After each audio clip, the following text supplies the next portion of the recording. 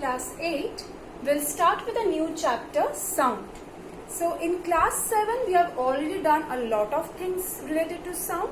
In this class, we'll straight away start from the characteristics of sound. Okay, we won't do the terms related to sound wave, all those things. We'll straight away in this class, we'll start with the characteristics of sound. 3 characteristics we need to know: loudness, pitch and quality. Now for this year we'll study only loudness and pitch. We won't study quality. We'll study it in class 10. Okay, we'll only study 2 characteristics, loudness and pitch. So let's start. So what is loudness in class 7? I've already given you a brief concept.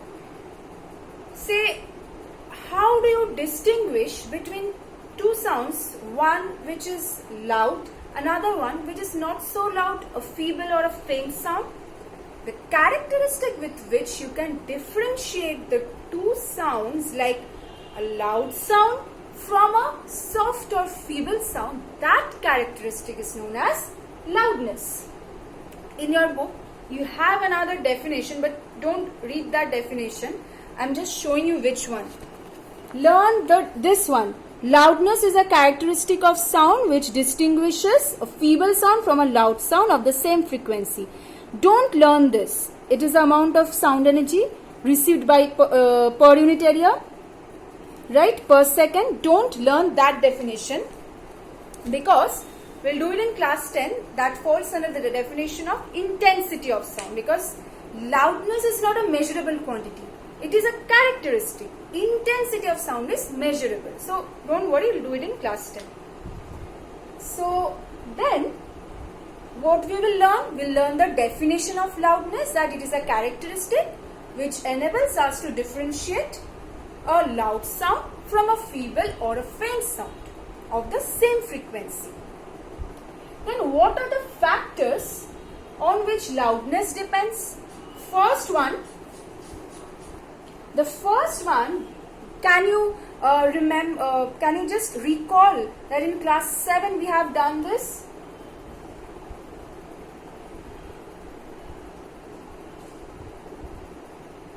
Which one has more amplitude? Amplitude, the maximum displacement of the wave from its mean position on either side.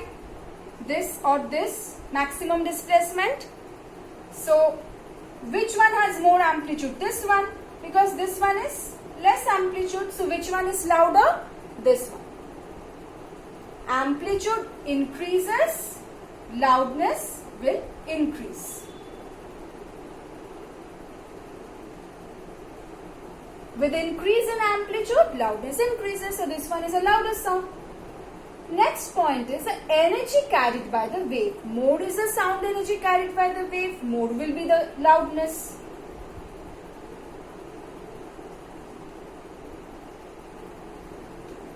Third one, area of a vibrating membrane.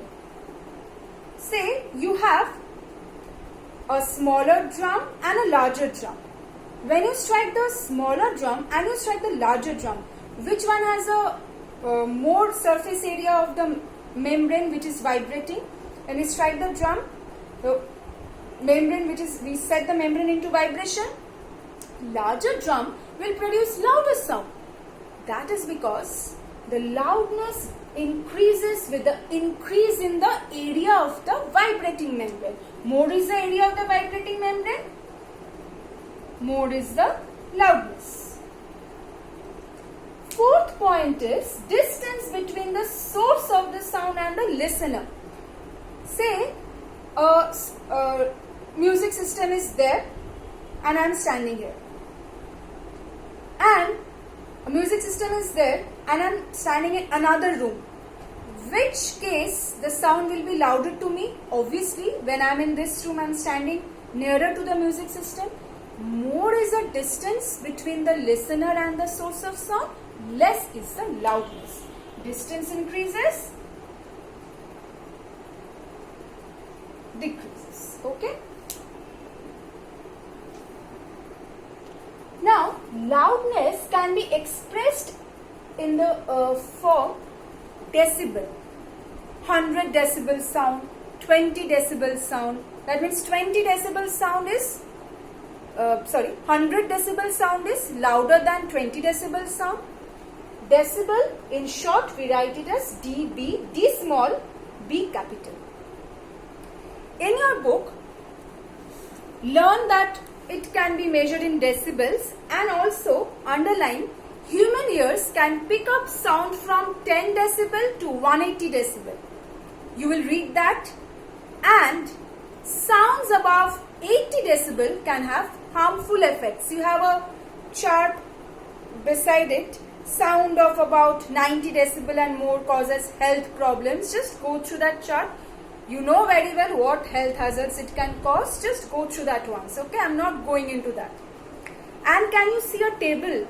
Decibel levels of some common sounds. It's in the last this page. Unit of loudness, decibel.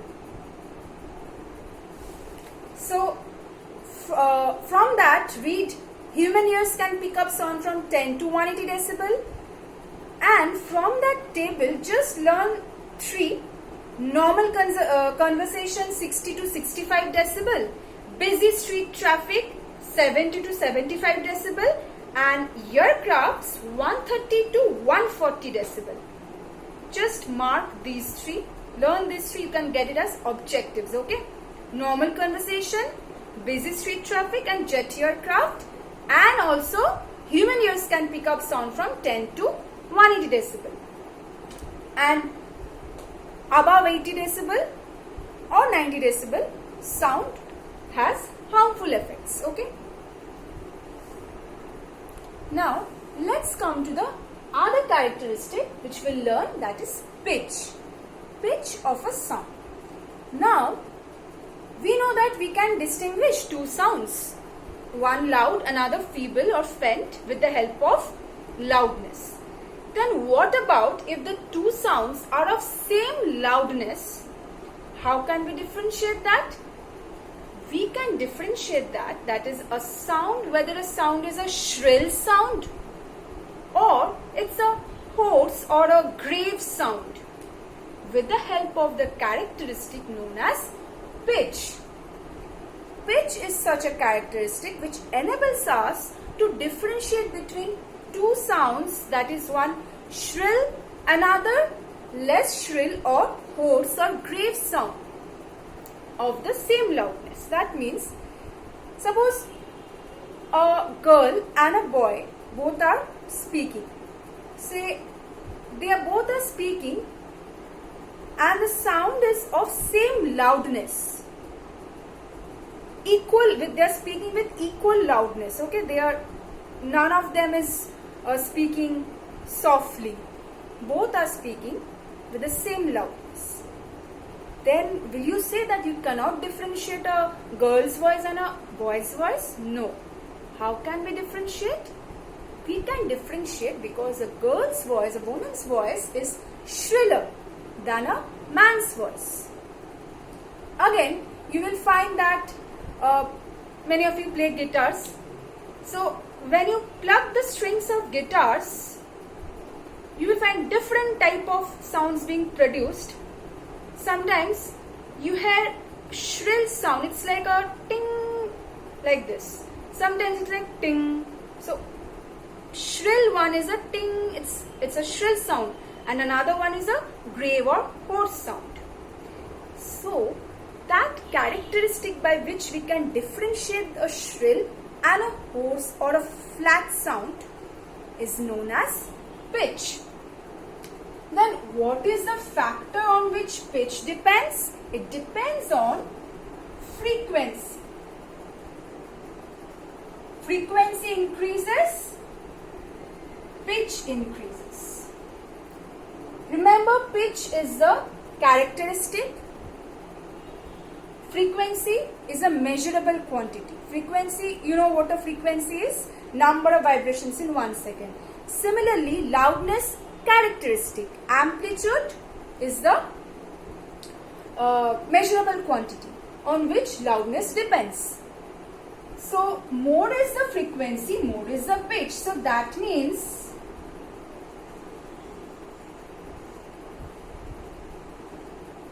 which one has more frequency? Frequency, more. Frequency, less. Then which one is a shriller sound? This one. This one is a flatter, or you can say grave, not so shrill.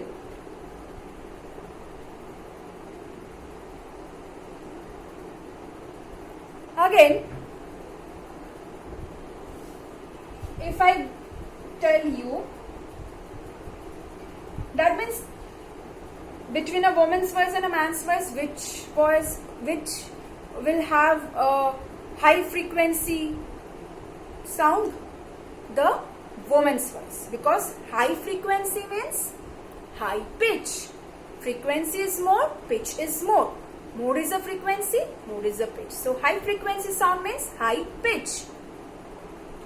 Okay. So if I tell you,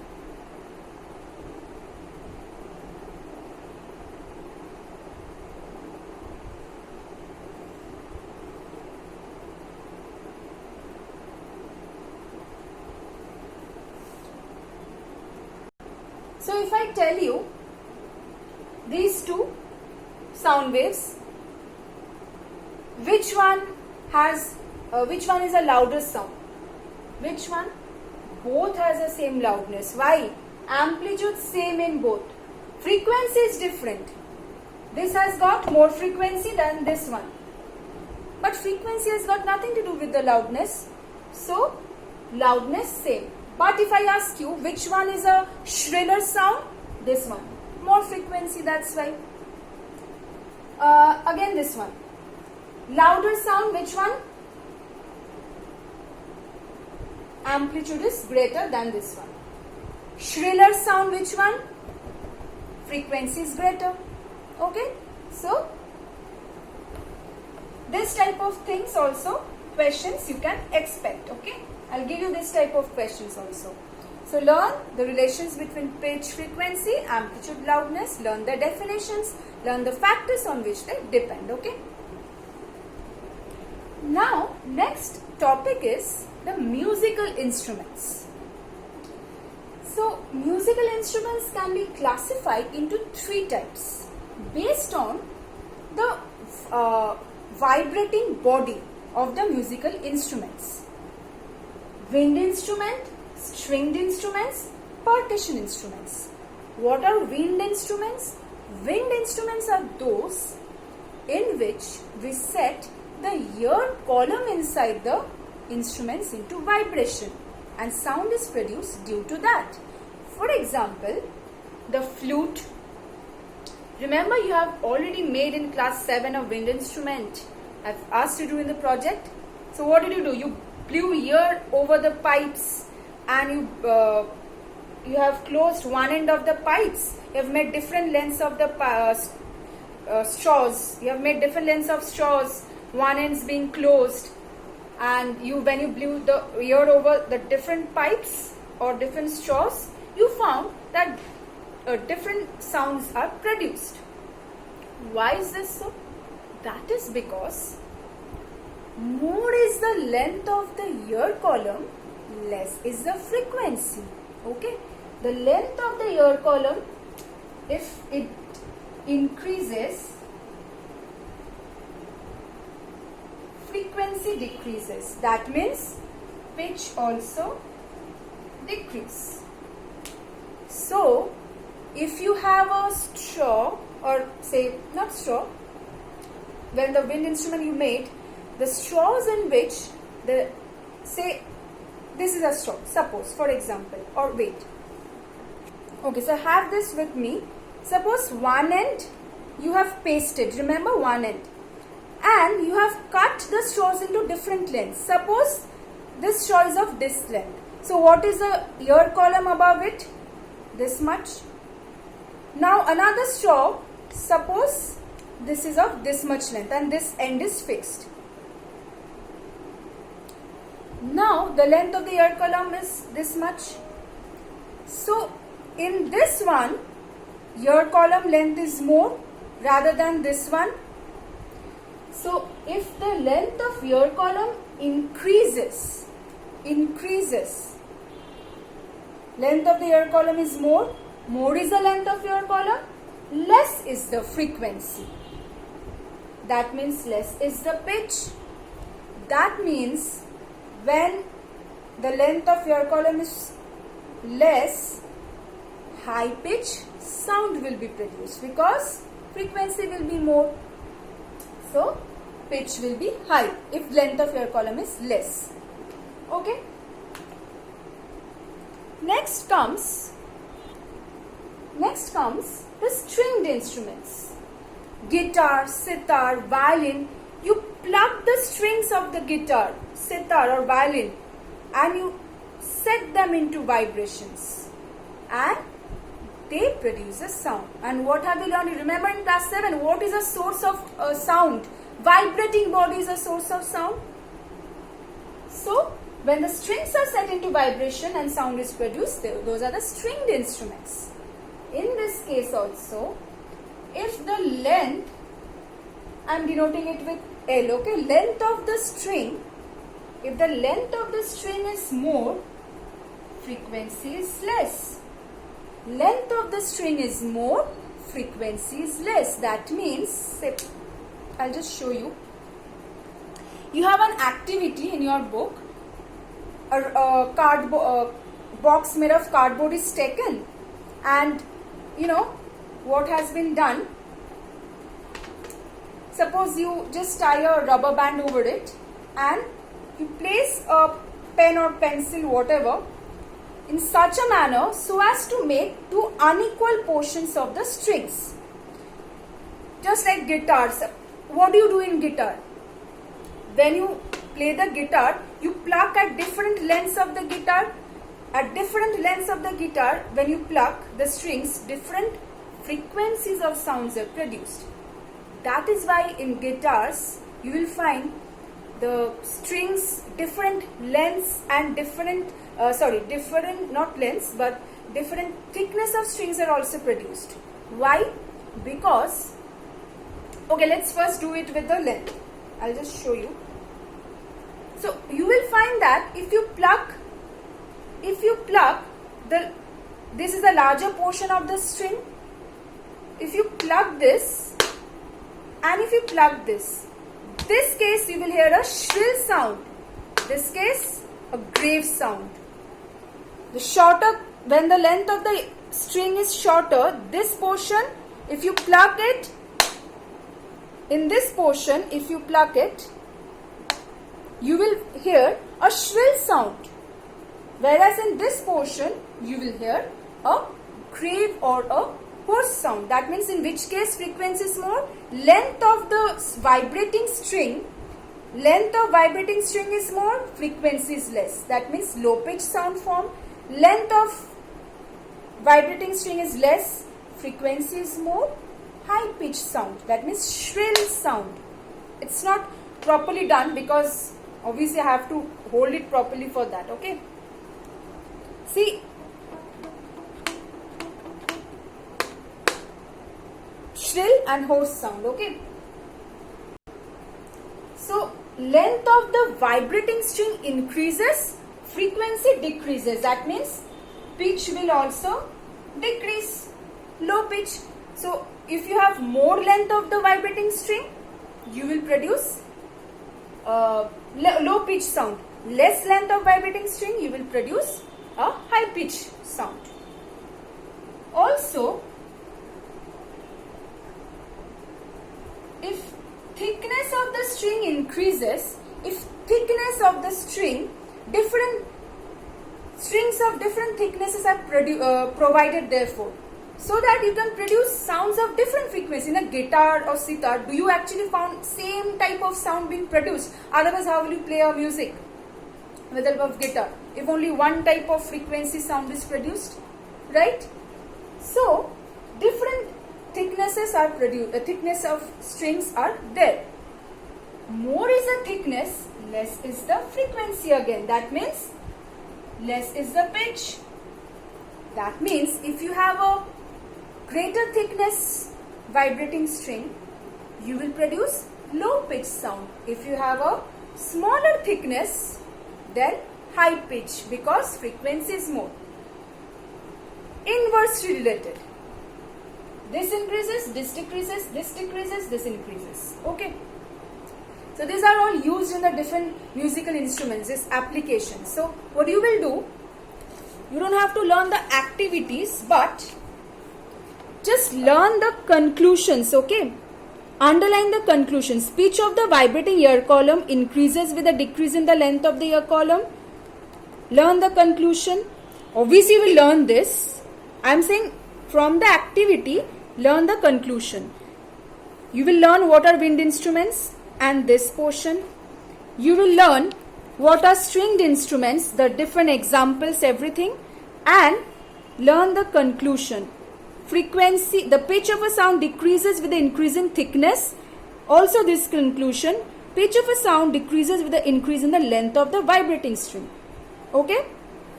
So learn the conclusions of these three activities when you, along with what are wind instruments, what are string instruments, and examples. Okay. Now the last type of musical instrument is a percussion instruments. What are those? The instruments like dholak, tabla, drum, in which when you strike the stretched membrane, you set them into vibration and they produce a sound. Stretched membrane is the vibrating body. Percussion instrument is of two types: pitched percussion instrument, unpitched percussion instrument. Pitched percussion instrument is nothing but, there are few percussion instruments in which you can produce sounds of different pitch. Okay, that means you can set the instruments into sounds of different pitch. But unpitched percussion instrument means those instruments which do not have a definite pitch. That means when those instruments are being played, there is no definite pitch that you can tune into. Okay, that means there is no any particular pitch in which the instrument will produce sound. So what you will do, you learn what are percussion instruments, okay, the examples, and from the pitched and unpitched, just learn the first point and the example. Don't have to learn the second point. Only the first point and the example. Any one example, okay?